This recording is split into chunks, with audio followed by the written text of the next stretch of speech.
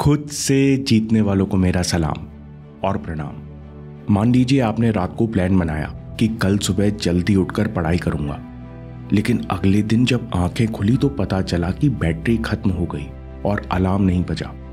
आप 50 minute late उठे हैं। आपने कहा कोई बात नहीं, मैं जितना होगा टाइम कवर करूंगा, लेकिन घर से निकलते निकलते किसी ने लेट उठने के लिए ताना सुनाया। आप जानते हो कि आपकी गलती नहीं थी, लेकिन सीरियस बहस हो गई। अब आप लाइब्रेरी पहुंचे, किताब खोली, लेकिन मन में वही बहस चल रही है।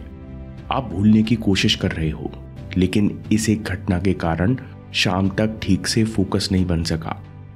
दोस्तों, यहां से दो जरूरी बातें समझने को हैं।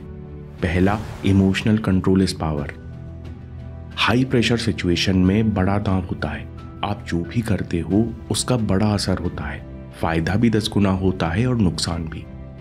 दूसरी बात, अनकंट्रोल्ड इमोशन बुद्धि पर हावी हो जाते हैं।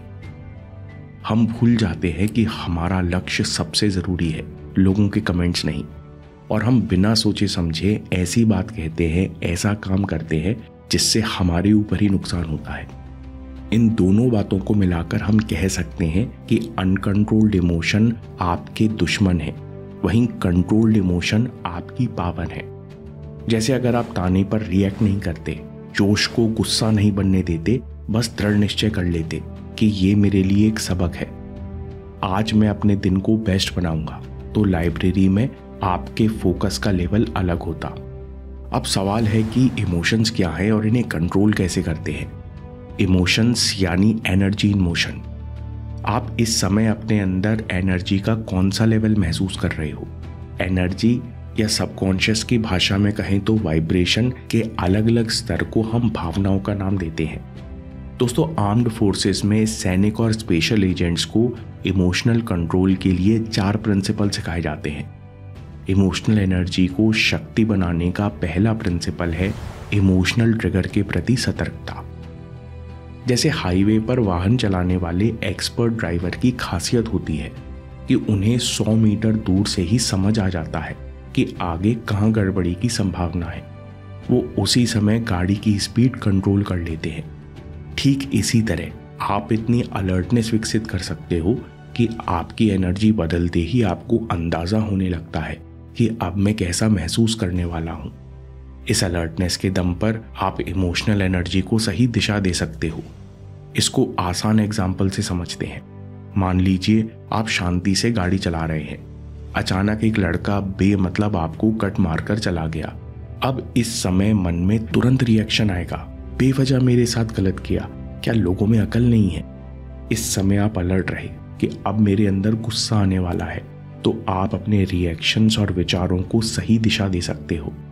आप खुद से 2 सवाल पूछ सकते हो, क्या ये रिएक्शन मुझे ताकतवर बना रहा है या मेरी एनर्जी बर्बाद कर रहा है। दूसरी बात, क्या ये छोटी सी तुच्छ घटना मेरे दिन भर की शांति छीन लेगी। इस प्रकार अलर्ट होना, खुद से सवाल करना है इमोशनल ट्रिगर्स के प्रति अवेयरनेस। ट्रिगर्स को समझने के बाद दूसरा प्रिंसिपल है इमोशनल कंट्रोल। इमोशंस को संभालना स्किल है। घटना यानी इमोशनल ट्रिगर, प्रतिक्रिया और उत्तेजना के बीच खाली जगह है। इस खाली जगह में शक्ति और सेल्फ ग्रोथ बसती है, क्योंकि ये वो जगह है जहां आप खुद को कंट्रोल कर सकते हो। और रेगुलेशन का सबसे अच्छा तरीका है ब्रीदिंग।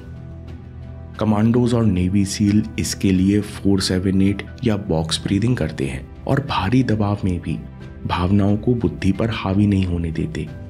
दोस्तों, हमें इस टेक्निक का दिन में एक बार अभ्यास करना होगा, जिससे आप इसे हाई प्रेशर सिचुएशन में प्रयोग कर पाओ। जब एक बार लॉजिकल बुद्धि के पास कंट्रोल वापस आ जाए तो आप अगले सिद्धांत का प्रयोग कर सकते हैं। प्रिंसिपल 3, रीअप्रेजल, पुरानी स्थिति को नए एंगल से देखना। दोस्तों, युद्ध और आपातकाल के समय सैनिक भारी तनाव झेलते हैं। कहीं शोर हो रहा है, कहीं बम फट रहे हैं, कहीं से भी हमला हो सकता है। अगर सैनिक इस स्थिति को खतरा मानेंगे तो लिम्बिक सिस्टम यानी भावनाएं ओवरटेक कर लेंगी और सैनिकों के हाथ पैर जाम हो जाएंगे। लेकिन प्रैक्टिस और ट्रेनिंग के द्वारा सैनिक खतरे को चुनौती और जिम्मेदारी के रूप में देखने लगते हैं। आप सोच रहे होंगे, भैया युद्ध तो युद्ध है, डर को एक्साइटमेंट कहने से या मुसीबत को चैलेंज कहने से प्रॉब्लम थोड़ी बदलती है। रिसर्च इसका जवाब देती है। जब आप बार बार प्रैक्टिस करते हो तो दिमाग में हाई प्रेशर को लेकर नए न्यूरल पाथवेज बन जाते हैं। आपको प्रॉब्लम की जगह मौका देखने की आदत पड़ जाती है, फेलियर की जगह कोशिश को देखने की आदत पड़ जाती है। यानी दिमाग जिस एनर्जी के बदलाव को पहले स्ट्रेस कहता था, अब उसे एक्साइटमेंट का नाम देने लगता है। बस इसके लिए प्रैक्टिस की ज़रूरत है। कैसे करेंगे? जूम आउट और एक्सप्लेन टेक्निक का बार बार प्रयोग करो। अपनी समस्या को थर्ड पर्सन के हिसाब से खुद को ही एक्सप्लेन करो। प्रॉब्लम आने पर अपना नाम लेकर कहो, देखो राहुल कितना परेशान है, इस प्रॉब्लम को सॉल्व करने के लिए राहुल को इतनी मेहनत करनी होगी। अब मेहनत से राहुल बेहतर इंसान बनेगा।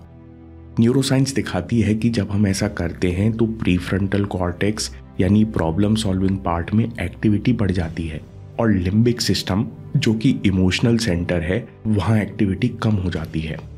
यानी अब इमोशंस नहीं बल्कि समझदारी काम करेगी। इस तरह प्रैक्टिस से आप 30% बेहतर तरीके से इमोशंस को काबू कर सकते हो। अगला प्रिंसिपल जो आर्म्ड फोर्सेस से सीख सकते हैं वो है डिटैचमेंट। भावनाओं से पहले लक्ष्य को प्रायोरिटी दो। एक स्पेशल एजेंट और सिविलियन की सोच में भारी अंतर होता है। सेना में सिखाया जाता है कि मिशन भावनाओं से कहीं बड़ा है, क्योंकि भावनाएं तो समय के साथ ऊपर नीचे होती रहती हैं। वहीं सामान्य लोग जो खुद को ट्रेन नहीं करते वो समय समय पर लक्ष्य को छोड़कर भावनाओं में बह जाते हैं। इसलिए सेना का जवान इमोशन से डिटैच होने की और मिशन पर रीफोकस करने की कीमत समझता है, और यही हमको सीखना है। कैसे? जितनी बार हम नेगेटिव इमोशंस झेलते हैं, दुख अनुभव करते हैं, उतनी बार हमें समझ आता है कि इनके चक्कर में पड़ने की जरूरत नहीं। यानी उतनी बार हम इनसे डिटैच होना सीखते हैं। लेकिन हम बार बार गलती करके दुखी होने का इंतजार नहीं कर सकते। हमें इस पूरे प्रोसेस को तेज करने का तरीका चाहिए, वो है मेडिटेशन। जब हम ध्यान करने बैठते हैं, शांत होने की कोशिश करते हैं, तब भी मन चलता रहता है। यानी ध्यान करने के लिए हमें मन से बार बार डिटैच होना पड़ता है। खुद को बार बार याद दिलाना पड़ता है कि मन भाग रहा है, मैं केवल देख रहा हूं। यानी मैं शांत हूं, मन से अलग हूं। कई रिसर्च कहती है कि हर दिन मात्र 10 से 15 मिनट शांत बैठने से 2 हफ्तों के अंदर सेल्फ कंट्रोल में अंतर देखा जा सकता है। इसलिए हर दिन 10 से 15 मिनट किसी प्रकार के ध्यान या माइंडफुलनेस का अभ्यास करो। लॉन्ग टर्म में बहुत फायदे हैं। दोस्तों, समरी में सबसे पहली बात, अनकंट्रोल्ड इमोशन दुश्मन है, वहीं कंट्रोल्ड इमोशन आपकी पावर है। पहला प्रिंसिपल, इमोशनल ट्रिगर्स के प्रति सतर्कता। जैसे ही एनर्जी बदलता हुआ महसूस करो, खुद से सवाल पूछो, क्या ये रिएक्शन मुझे ताकतवर बना रहा है या मेरी एनर्जी बर्बाद कर रहा है? दूसरी बात, क्या ये तुच्छ घटना मेरे दिन भर की शांति छीन लेगी? इसके बाद इमोशनल कंट्रोल। ब्रीदिंग के लिए 4-7-8 या बॉक्स ब्रीदिंग का दिन में एक बार अभ्यास करो, तभी हाई प्रेशर में आप भावनाओं को कंट्रोल कर पाओगे। तीसरी बात, रीअप्रेजल। पुरानी स्थिति को नए एंगल से देखना। इसके लिए जूम आउट और एक्सप्लेन का यूज करो। थर्ड पर्सन से अपनी परेशानी खुद को समझाओ। प्रिंसिपल नंबर 4, डिटैचमेंट, यानी भावनाओं के पहले लक्ष्य को प्रायोरिटी दो। इसके लिए मेडिटेशन। हर दिन 10-15 मिनट शांत बैठने की, विचारों और शरीर को ऑब्जर्व करने की आदत डालो। लगातार अभ्यास से आप दूर से देखना सीख जाओगे कि विचार, इमोशन सब टेम्परेरी हैं और लक्ष्य पूरा करना मायने रखता है। दोस्तों, तत्काल इंटेंस फोकस बढ़ाने का एक तरीका है जिसे इस्तेमाल करके एक कॉलेज स्टूडेंट कम समय में बेहतर मार्क्स लाता था और आगे चलकर वो प्रेसिडेंट भी बना। पूरा वीडियो देखिए और 4 तरीके सीखिए। और याद रखिए, आपके समय से कोई वीडियो, कोई ऐप, कोई न्यूज़ कीमती नहीं है। मैं काम के किस्से लाता रहूँगा। हिम्मत, हरकत, होशियारी, हम जीतेंगे।